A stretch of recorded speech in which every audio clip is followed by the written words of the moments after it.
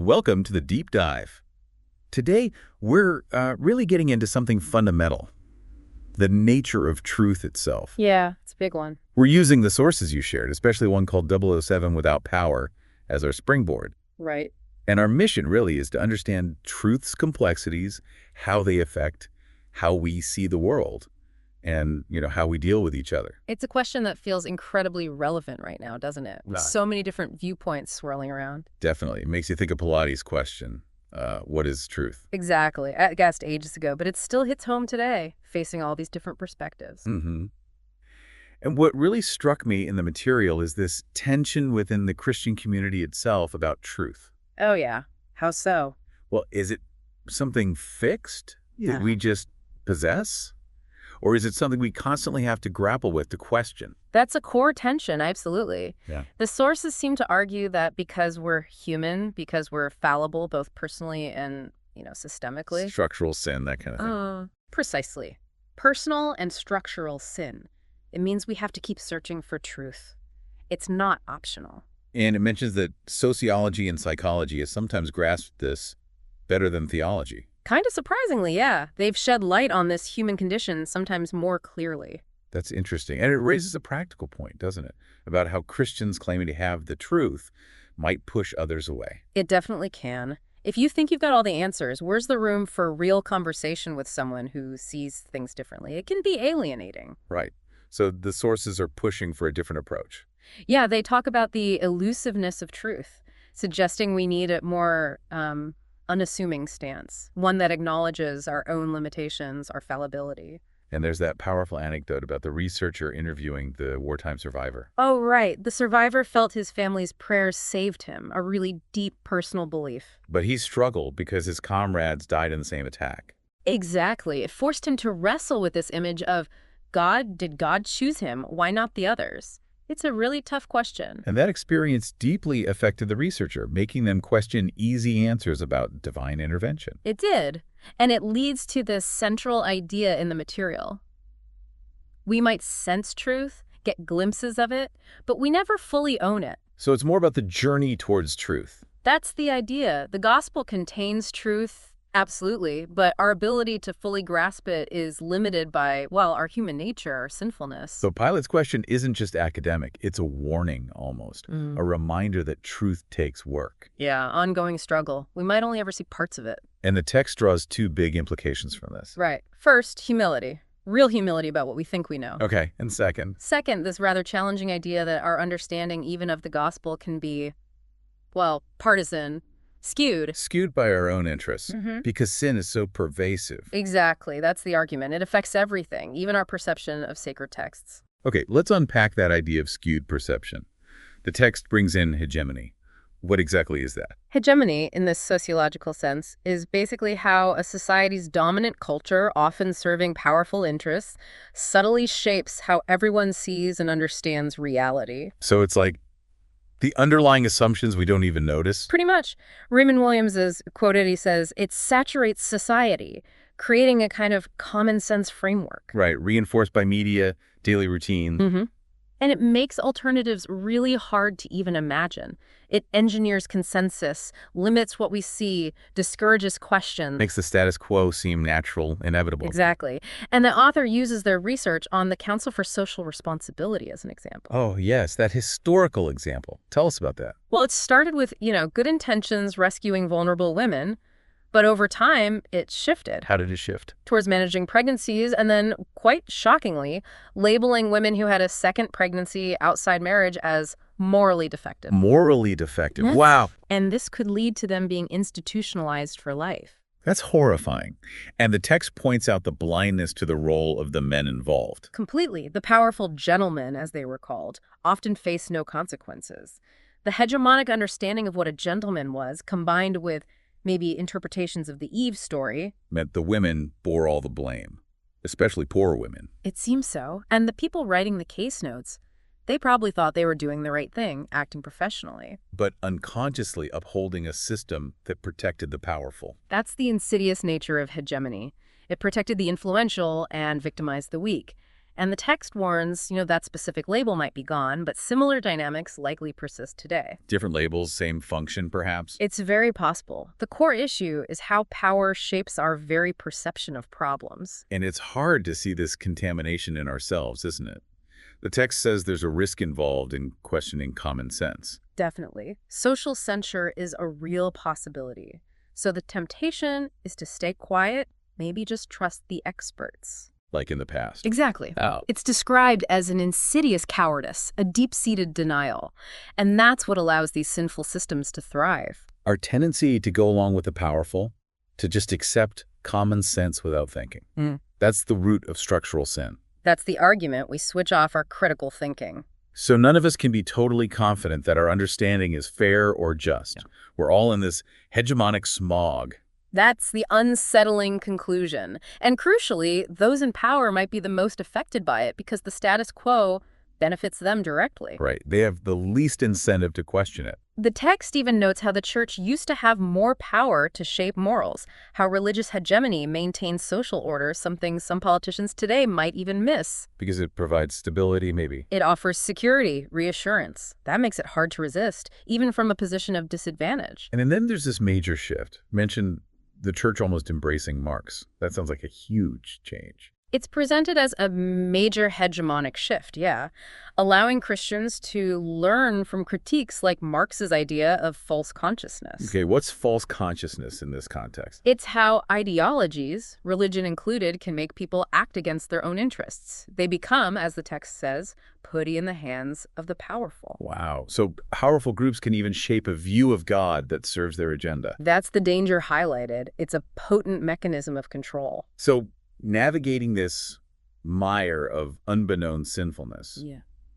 How do we do that? What's the way out? The text suggests the key is consciously trying to detach ourselves from this internalized lust for power, that deep-seated drive. Which brings us to theology's role. The text seems surprised theologians didn't spot hegemony earlier than sociologists. It does raise that question. Was theology itself somehow caught up in the very system it should have been critiquing? Because it benefited from the status quo. That's the uncomfortable implication.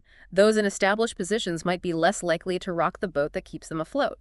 But then, Mary's Magnificat is offered as a counterexample. A powerful one. Her song is presented as this radical exposure of the hegemonic order of her time. How so? She envisions this complete reversal, God lifting up the lowly, bringing down the powerful. It's a direct challenge to the religious and political powers that be. And its inclusion in liturgy, like in the Church of England, keeps that radical edge alive. Potentially, yes.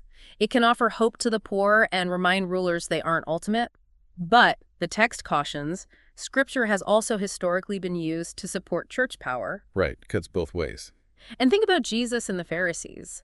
Those encounters are framed as constant challenges to the religious hegemony of the day. Their whole worldview is built on the law, and Jesus offered something different. Exactly. They were deeply threatened. His alternative teachings, his popularity, it led them to protect their status quo, even by executing him. So the urge for power, for security, contaminates the search for truth. It seems to be a constant human struggle. We're all bound to it in some way. And being caught up in power structures tends to sap the imagination needed to see a different future. Power itself isn't evil, but it increases the risk. It heightens the potential for sin, accelerates corruption, according to this view. The lust for power leads to siding with the powerful, abandoning the hard work for truth in favor of, managed consensus. But Jesus offers an alternative. Yes, his kingdom values are presented as a way to completely upend that system. Okay, moving on, the text circles back to sociologists. Despite studying these patterns, they resist calling it sin. Yeah, it notes that reluctance. Maybe sin felt too moralistic, too old-fashioned in less anxious times. But now? The suggestion is, in our more uncertain world, sin might actually become a useful sociological concept again to describe these persistent, harmful patterns. Which just highlights that finding understanding in this hegemonic smog is endless work, right? It's a continuous unmasking. You challenge one biased perception, and then you find the next layer of assumptions to tackle. And this is where Thomas Kuhn's idea of a paradigm shift comes in. Right. Kuhn described how science progresses. There's an accepted way of thinking, resistance to new ideas. Until the new idea just works better. Exactly. Then there's a fundamental shift, a revolution in thinking, like the shift from geocentrism to heliocentrism. And the text sees parallels in theology, though maybe with more resistance, It suggests the church has often been more resistant to paradigm shifts historically. and sees a current struggle now between academic theology and, what is it called? Committed theology, Oh. theology that explicitly sides with the poor and marginalized. Liberation theology is a key example. And the core idea there is that your social position shapes your understanding of the gospel. Yes. It claims to reveal blind spots in traditional interpretations that might arise from positions of privilege. Reading the Gospels from the perspective of the poor, it argues, unlocks deeper meaning. So the big question for the church is, are these local theologies, as some call them, a real paradigm shift, real progress, or just different takes? And labeling them local can be a way to dismiss their challenge to the mainstream, a kind of ruse of denial, as the text puts it. It mentions Anthony Harvey again here. He sees value in liberation theology. But mainly for specific contexts, like Latin America. He suggests it's less relevant for, say, developed Western nations because the simulations are different. But he does concede that truth isn't owned by one culture. Yes, he acknowledges that point, that understanding is relative, the struggle for truth is universal. This is seen as a crucial move away from right answerism. Still, the critique is that his view protects the status quo. By downplaying the structural nature of oppression globally and framing non-Western problems as just local or situational, it potentially shields established power relations from scrutiny. It appeals to a Western common sense. And this isn't necessarily deliberate manipulation.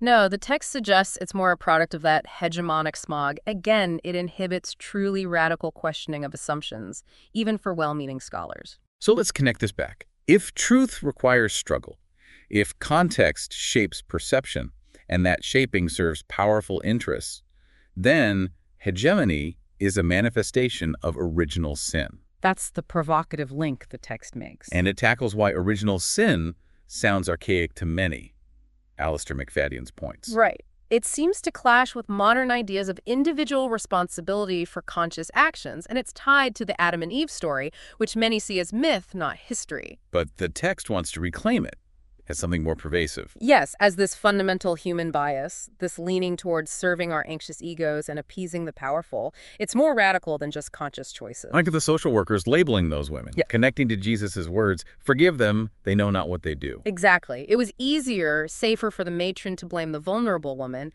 than challenge the powerful man. Job security, social pressure, acting as trained by the powerful system. Most of us might do the same. So the sinful virus is about frailty, vulnerability, failing to see wickedness, or lacking courage when we do. That's original sin for today. That's the contemporary understanding proposed. And Adam and Eve become a metaphor for this struggle, prefiguring hegemony. Yes, especially through Harvey Cox's interpretation. What's his take? He argues the first sin wasn't eating the apple, that quest for knowledge. It was letting the snake do the thinking for Eve. It was the sin of sloth. Sloth. Like laziness. Not just physical laziness, more like intellectual and spiritual inertia. Passively accepting things, refusing the hard work of questioning, of untangling our emotional ties to assumed truths. That's the original sin, our vulnerability to common sense. Yes, that's presented as the root issue. Common sense feels safe, self-evident, but it often hides powerful ideologies precisely because it seems unquestionable. Passivity is the enemy of truth. Wow. Okay. And then the text makes a really bold move regarding Jesus himself. It does. It suggests that Jesus, in his humanity, also inherited the partial understanding, the common sense of his culture. So Jesus, too, had to battle this original sin of sloth. That's the argument, and the encounter with the Syro-Phoenician woman is the key example. Right? Described as an unwelcome confrontation. It shows Jesus learning, struggling, having to shake off his own culturally formed assumptions. The accounts show him initially being quite harsh, right? Using that term dog for a non-Jew. Yes, reflecting a common prejudice of the time. He states his mission is for the Jews first. It's not fair to take the children's bread and throw it to the dogs. Pretty shocking language. But she comes back at him. Brilliantly. Yes, Lord, but even the dogs eat the crumbs that fall from the master's table. And Jesus changes his stance completely. He praises her faith, heals her daughter, The text pushes back against interpretations that try to soften Jesus' initial words, arguing he likely did think and act based on his cultural conditioning initially. So not even the Son of God escaped cultural shaping. According to this interpretation, no, the incarnation meant entering fully into the human condition, including its limitations. The risk wasn't having those initial thoughts, but refusing dialogue, refusing to learn from her. But he was open. By grace. Yes. Open to being changed by her persistence, her challenge to the elitism within his own tradition, willing to listen, learn from a stranger, an outsider, and alter his perspective. It shows how quickly perspective can shift through encounter. Absolutely. A momentary interaction transforms values. Jesus entered the realm of original sin and worked to transcend it. And that encounter highlights the importance of listening to those outside our own groups. Hugely important. Our journey towards truth speeds up when we genuinely interact with those who see differently. Multicultural, multi-faith settings are gifts in that sense. So the takeaway is we have to accept our understanding will always be partial, always culturally tinted, like Jesus realized. Yes. We always in this life will see through a glass dimly. That's the reality. The text even mentions Islam's idea of ijtihad, the intellectual struggle for truth alongside jihad. It mirrors this constant need to strive. So we can't pretend our view is the whole story. Truth is a struggle, a journey without end. And historically, the church sometimes acted like it did have the whole story, like the Pharisees. Which is risky today, in a postmodern context. Double risky. Claims to absolute authority based on knowledge are suspect now. Maybe exchanging power for authenticity is the better path forward. Okay, so wrapping this deep dive up, we've really journeyed through the slipperiness of truth, haven't we? We have. Looking at how sin, power, hegemony all cloud our vision, and stressing the need for humility, for a constant search. And Pilate's question, what is truth? It's not just cynical, is it? It's a real, living question for you, the listener. Absolutely. An invitation to examine your own assumptions, seek out different views, recognize your own limits. Because, like Jesus with the Syro-Phoenician woman, real growth often happens when we encounter those who see things differently. That potential for transformation is huge. So here's something to think about. Take a belief, a truth you hold strongly. Ask yourself, what shaped that? Culture, personal experience, power dynamics. And then ask, are you open to the idea that your view might be incomplete, even biased? What could you learn from someone who sees it completely differently? It's in that uncomfortable space, that questioning, that dialogue with the other, that the real journey towards truth continues.